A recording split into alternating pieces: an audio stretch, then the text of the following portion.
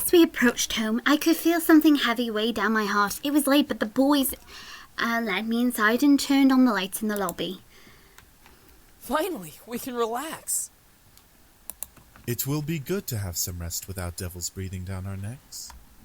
I'm just tired. Can I think some sleep would be good for all of us. I looked at Damien, knowing he could read minds, and frowned. I didn't want him to know about my thoughts on the situation. Yeah, bed sounds good. I wanted to just end tonight. Too much had happened, I felt dizzy. I'm just trying to figure it out. However, Damien spoke up and stopped all of us from moving. Should we be gone in the morning?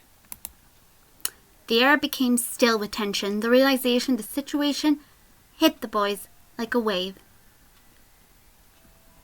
forcing them to turn to me in curiosity. All of a sudden, the background music is so quiet.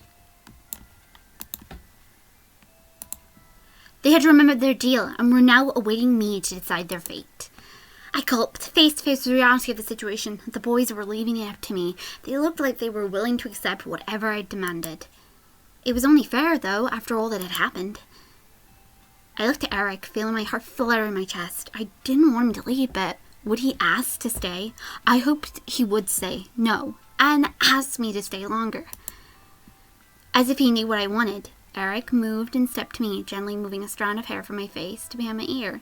He stared in my eyes and spoke gently, stroking my cheek. Princess, you've been such a wonderful help to us already.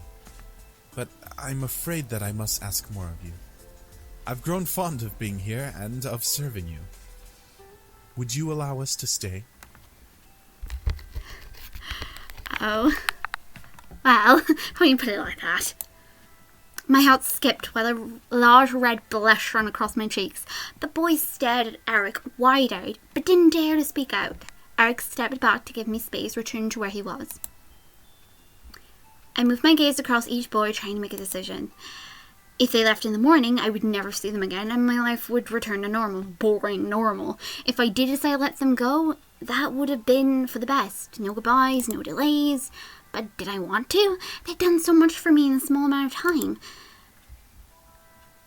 Let them stay. I wanted them to stay. I wanted him to stay. I merely smiled, staring at the man I'd come to have feelings for, before speaking at last.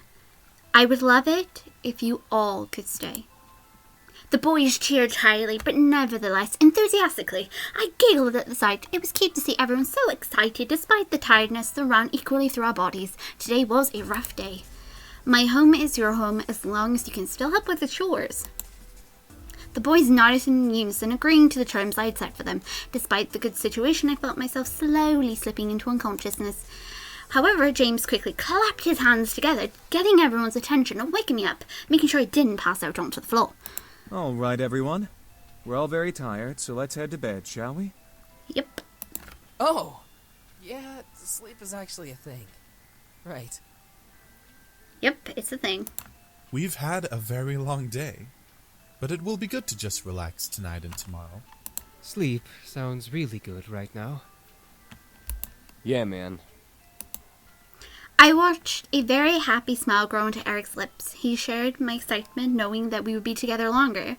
Who knew how long we would stay together? All I cared about was that I would be with him. The others quickly left to finally rest, leaving me and Erik alone at last. My heart fluttered a bit as Erik walked close to me, gently wrapping his arms around my waist. I placed my hands onto his shoulders, leaning closer. Yet again, you spoil me. I'm very unworthy of you, Princess. I can assure you, you are very worthy. Hush, Erik, I want you to stay. I stared up into his eyes, getting lost in them.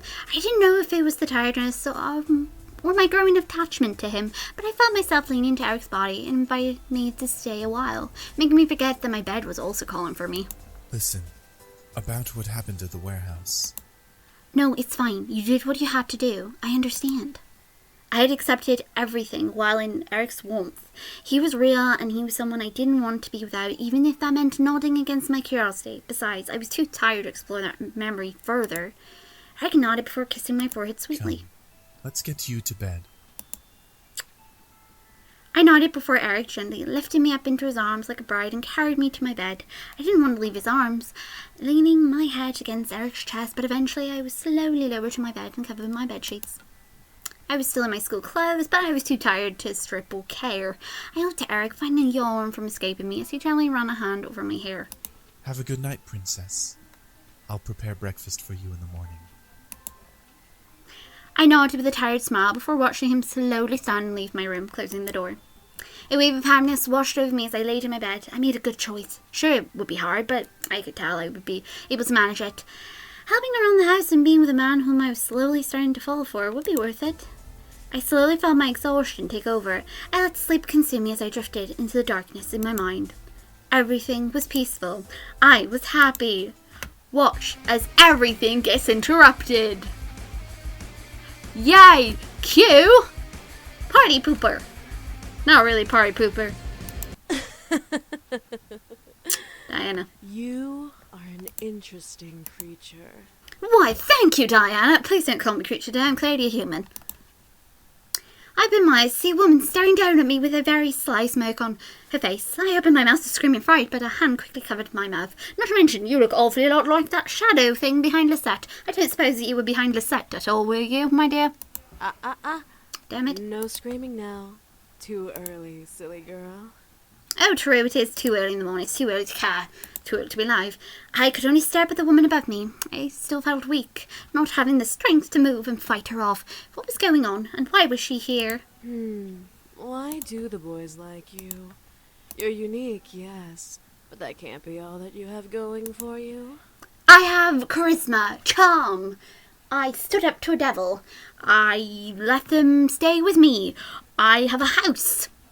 I don't know. They like me. They don't like you that much. It's not your fault, Diana. It's just the way the game is. Just go with it, my dear. Everything will be fine. Everything will be awesome. Probably, hopefully for you, it will be. Sorry, I broke into a random song and dance. Rage began to consume my core again. This woman, whoever she was making me mad somehow. I still can't work out how exactly that anything Diana said actually made me mad, but whatever, we'll go with it. She must have known as she let another smirk grow on her face. Ooh, you're feisty. That could be why. Yep, totally feisty. They like the feisty ones. Before I could bite her hand in anger, she removed her hand from my lips, standing up and staring down at me from her place next to my bed. Diana, my sweet, could you please, at least once in your life, knock? I'm not asking much of you, just a simple tap on the door to say you're coming in. I don't care if it's going to be the second game, but I would like one moment with you actually using the goddamn door. You know, and using manners. You are clearly a princess. You should clearly have manners. But whatever. I quickly started up and glared daggers at the intruder. She was very beautiful, but I felt more anger than amazement. Who the hell are you, and why are you in my room? Well, technically it's not. The woman began to laugh, making the rage inside me increase. I wanted to punch her, but I waited for her answer. I wonder, what our main character must have thought at the moment she realises that Diana actually is technically a princess, she's royalty, and if you actually socked her one, how awkward that would be. And yes, we of course will be going after Diana's route, whether people want me to or not, because hey, I'm going to show you all the routes, because I'm Twinkle.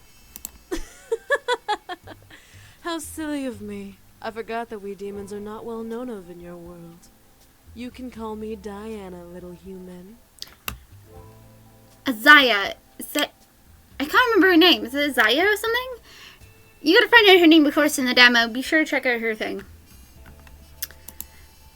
Diana, demon. Diana, demon. You're a demon. I am, but I'm much more than just an average demon. If the music doesn't give it away, how sexy she is. What do you mean? Silly girl. I'm a succubus. Makes sense. Where'd you get the dress from? I stared down in shock. A succubus, first incubi, now succubus. Great, I have now met both genders of sex demons. Boy, I attract the crazy ones. Diana crossed her arms before under her bosoms and looked at me. Looked at my body. Well, you are pretty. Oh, thank you. Thank you, thank you. but you seem very reckless. Too reckless. No, don't worry, it's part of my charm. I moved out and stood from the bed, still glaring at Diana. Why are you here? Oh, I just wanted to see who my competition was. Your competition? Do I really look like competition, do you? Competition? For the boys, of course. They don't belong here, and yet here they remain. I want to know why, and remedy this little issue. Dear, if we were really in a competition with one another, you'd probably lose. After all, Zero would really be upset with you if you took on somebody else. This girl was seriously pissing me off. Nice TV. Sorry, I only now noticed the blaming TV. Issue? What issue? They want to stay here so they can. Silly, uneducated human. Why, thank you. You don't understand the important roles these boys play in the abyssal planes. No, I You don't. keeping them here is practically imprisonment. Yes, totally. Oh, wait, I forgot. Wasn't what their father was doing practically imprisonment? I mean, one of them was forced to read books. Constantly. Learning battle strategies and not allowed to go wherever he goddamn wants. Doesn't that count as sort of imprisonment? You know, he's not allowed to do whatever the hell he wants. And apparently he was hating one of his own goddamn children instead of caring for Damien. But whatever, what do I know? Sorry, I'm a little bit iffy, as you can tell, about the entire situation with the father being a D. Don't worry, this is normal. If you've been subscribed long enough, you'll know that my ranting is normal. You have about 10 seconds to leave. Is that a threat? How cute.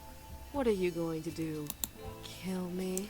I could most certainly try, but I will obviously fail. You have magic, and I have nothing. Wait, that sounds like a My Little Pony reference. Never mind. I have no clue where that came from, only that is a quote from Sunset Shimmer vs. Twilight. No. Yeah, Sunset Shimmer vs. Twilight from the Equestria Girls, the very first movie. I did not realise I just did a reference, but I just did. Oh dear. No clue how they got in there, but I did. And if I do, though I don't see how exactly I would actually go about successfully killing you, seeing as you're a demon, I'm a human, and yeah, you've got magic, I don't have anything.